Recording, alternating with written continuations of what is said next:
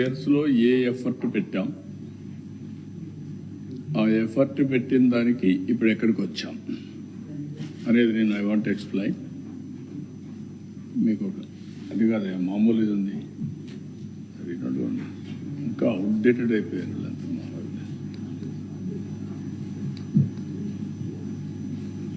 Government ఎప్పుడు కూడా లేట్గా ఉంటుంది. ఇప్పుడు nowadays governments are better private.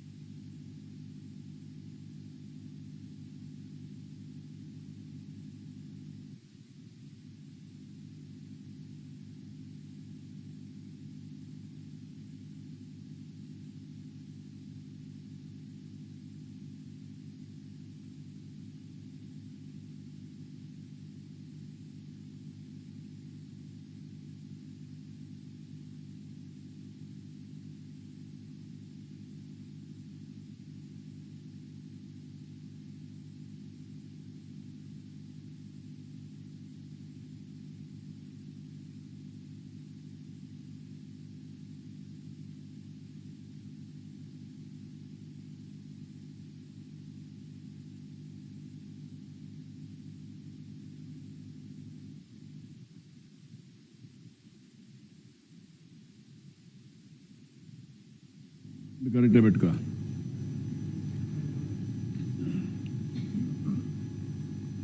ఈరోజు నేను ఇచ్చే ఈ ప్రజెంటేషన్ మీ ద్వారా రాష్ట్ర ప్రజలకు తెలియజేసే ఆర్థిక పరిస్థితి. ఇది ఒక హిస్టారికల్ ప్రజెంటేషన్. ఒక బాధ్యత తీసుకొని పనిచేసే ప్రభుత్వం యొక్క ప్రజెంటేషన్.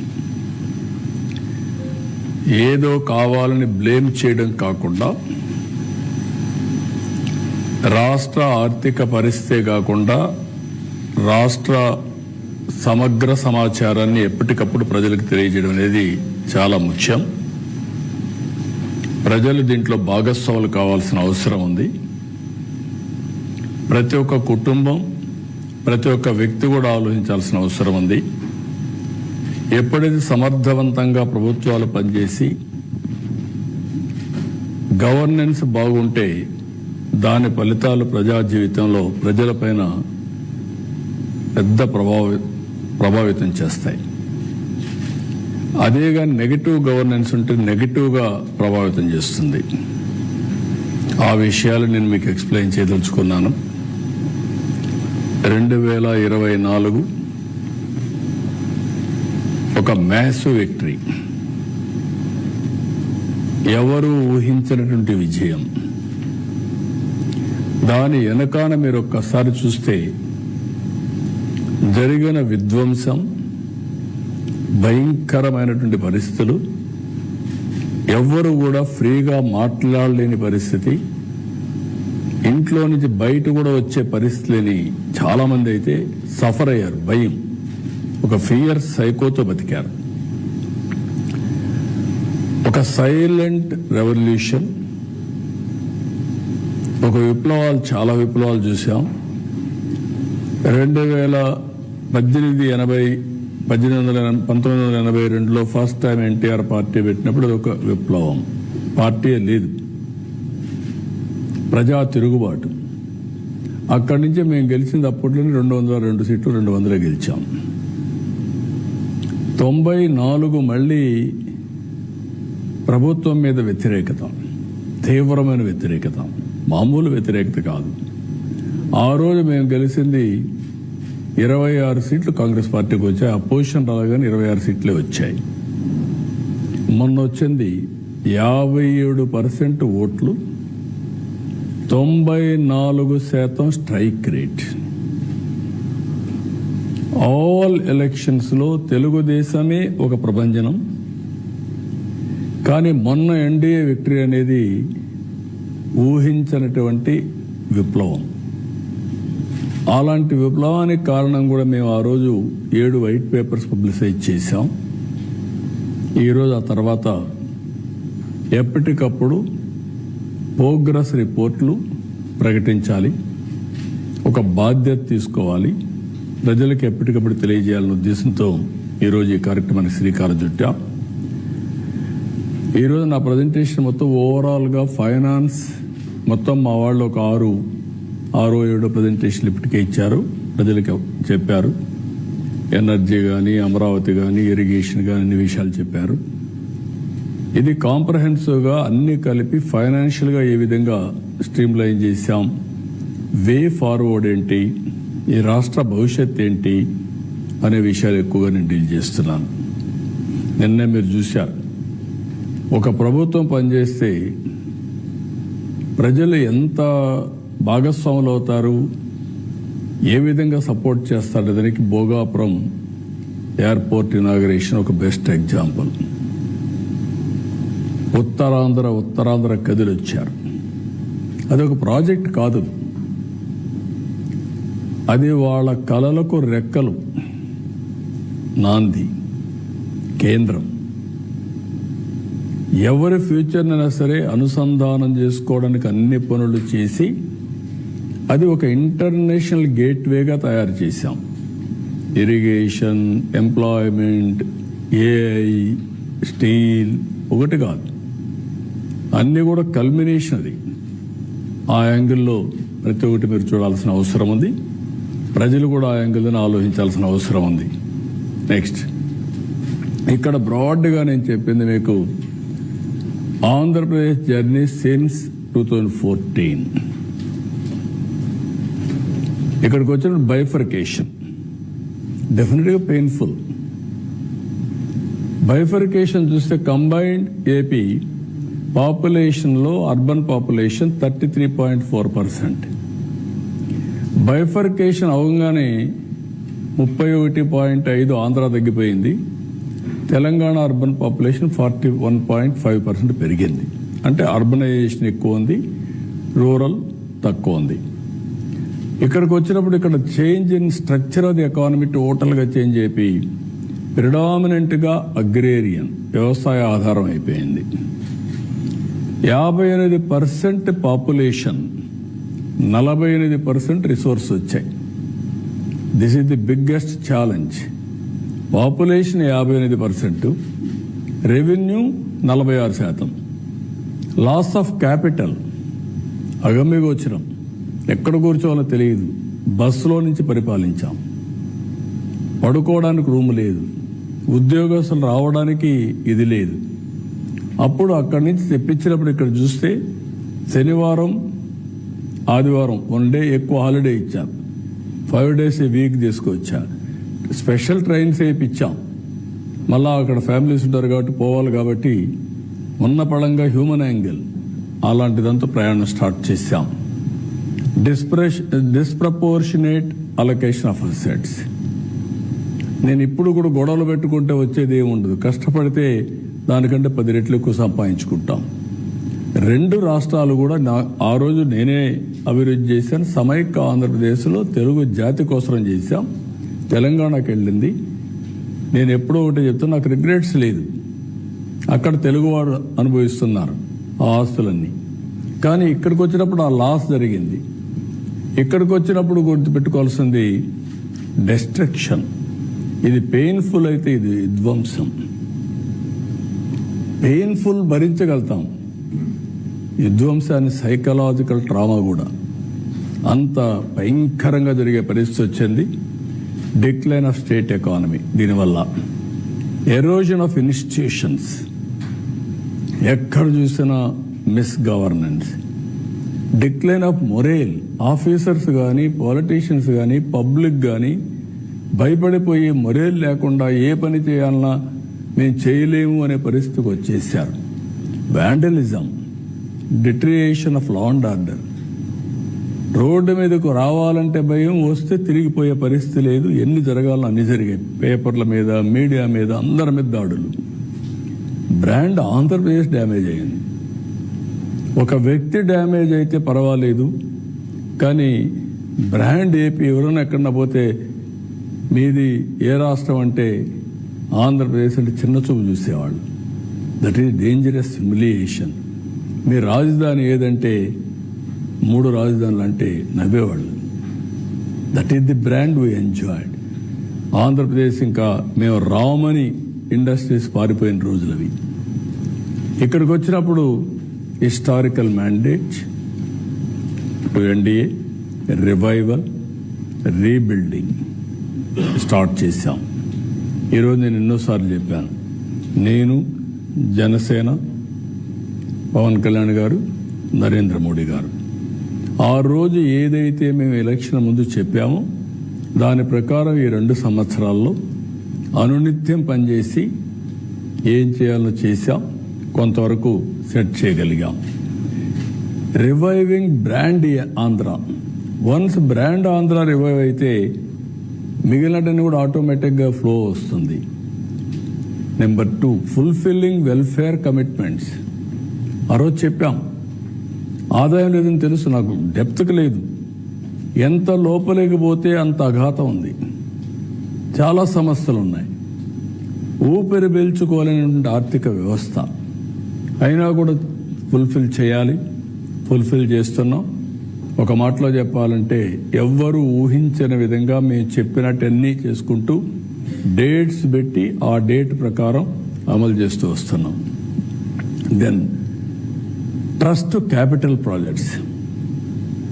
నేను ఎప్పుడు చెప్పాను, ఎప్పుడు కూడా ఆదాయం రావాలంటే అభివృద్ధి జరగాలి, అభివృద్ధి జరగాలంటే పెట్టుబడులు పెట్టాలి, క్యాపిటల్ మీద పెట్టుబడులు పెట్టాలి. ఈ 3 డిస్ట్రాయ్ అయినాయి. ఇప్పుడు రివైవ్ చేశాం, ఎక్కువ క్యాపిటల్ ప్రాజెక్ట్స్ తీసుకొచ్చాం. ఇంకొక పక్కన progressive policies and technologies for future and sustainability. Sustainability లేకుండా ఏ పని చేసినా కాదు, దానికి కూడా తీసుకొచ్చాం. నెక్స్ట్, ఇక్కడ మీరు చూస్తే బైఫర్కేషన్ పెయిన్ఫుల్ అని ఎందుకన్నానంటే agriculture 51% combined Andhra, 25% industry, 24% service sector. No, agriculture 24, 25 industry, 51 agriculture. ఇది రివర్స్ అయ్యింది 2014-15 వచ్చే కొద్దిగా ఆఫ్టర్ బైఫర్కేషన్. అగ్రికల్చర్ ఆంధ్రప్రదేశ్ 31 అయింది, ఇప్పుడు 33.5, 34 వరకు వచ్చేసింది. ఇప్పుడు ఇంకొక పక్కన 25 అట్లే ఉంది.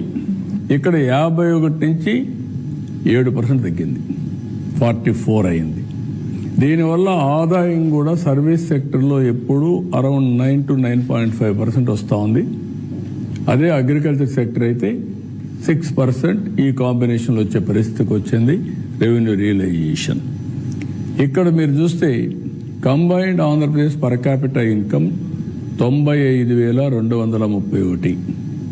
ఎప్పుడు కూడా పర్ క్యాపిటల్ ఇన్కమ్ అనేది ప్రజల జీవన ప్రమాణాలని నిర్దేశిస్తుంది. అదే తెలంగాణ బైఫర్కేషన్ అయినాక మీరు చూస్తే 1,24,104 రూపాయలకి వెళ్ళింది. ఆంధ్ర 95 నుంచి 93,903 రూపాయలు అయిపోయింది. వన్స్ బైఫర్కేషన్ అవ్వంగానే 30,201 రూపాయల డిఫరెన్స్ వచ్చింది. ఈ 2 రాష్ట్రాల మధ్య, ఇక్కడ ప్రజలు అక్కడ ప్రజల మధ్య ఈ డిఫరెన్స్. నేను ముందే చెప్పాను, 58% పాపులేషన్, 46% రిసోర్సెస్, ఇంకొక పక్క లాస్ ఆఫ్ క్యాపిటల్, ఇంకొక పక్కన దానివల్ల రెవెన్యూ దెబ్బతినింది. ఇంచ్ బై ఇంచ్ కష్టపడ్డాం. ఇక్కడ చూస్తే 45%, 15, 16 తగ్గింది కొంచెం 1%, 55, దెన్ 46, 54, 46, 55, 46, 54 ఇట్లా చేసుకుంటూ వచ్చి 13.5% గ్రోత్ వచ్చాం ఈ పీరియడ్లో. CAGR 13.5% historical growth. అది అయితే తెలంగాణ కూడా గ్రో అయింది, అది కూడా చూపిస్తాను మీకు. అదే సమయంలో average debt GSDP ratio was manageable, ఆ లెవెల్లోనే పెట్టాం. 28.38% డెట్ GSDP రేషియో. ఇంకొక పక్కన సెవరల్ డెవలప్మెంట్ యాక్టివిటీ స్టార్ట్ చేశాం. దీనివల్ల గ్యాప్ బిట్వీన్ 2 స్టేట్స్ రెవెన్యూ 2% తగ్గింది, 10 to 8 అయింది. అదే కానీ కంటిన్యూ అయ్యి ఉంటే ఈ పాటికి ఇంకొక విధంగా ఉండేది. I will show you next. ఇది తెలంగాణ ఆంధ్ర ఎందుకు కంపేర్ చేసినట్టు 2 రాష్ట్రాలు విడిపోయినాయి కాబట్టి సిమిలర్ టైంలో కంపేర్ చేశాం. ఇది 14-19, ఇది 19-24, ఇది 24-26. ఇక్కడికి వచ్చినప్పుడు 13.5 ఆంధ్ర, తెలంగాణ 13.7. ఆదాయాన్ని పెంచుకున్నాం కానీ గ్రోత్లో మాత్రం 0.2% అప్పుడు కూడా మైనస్ ఉంది. ఇక్కడికి వచ్చినప్పుడు ఈ టైంలో 10.3 ఆంధ్ర, 11.4 తెలంగాణ. ఈ 1.1% మేడ్ ఆల్ ది డిఫరెన్స్. ఇక్కడికి వచ్చేప్పుడు 10.7% తెలంగాణ, ఆంధ్ర 11.3. ఇప్పుడు మళ్ళీ రికవర్ అవుతున్నాం 2 years నుంచి. దీని ఇంపాక్ట్ మీరు స్టడీ చేస్తే 14-19లో 3.18% పాయింట్స్ డిక్లైన్ ఫర్ ఏపీ, 14-19 19-24. ఈ రెంట్ మధ్య వ్యత్యాసం 3.18%.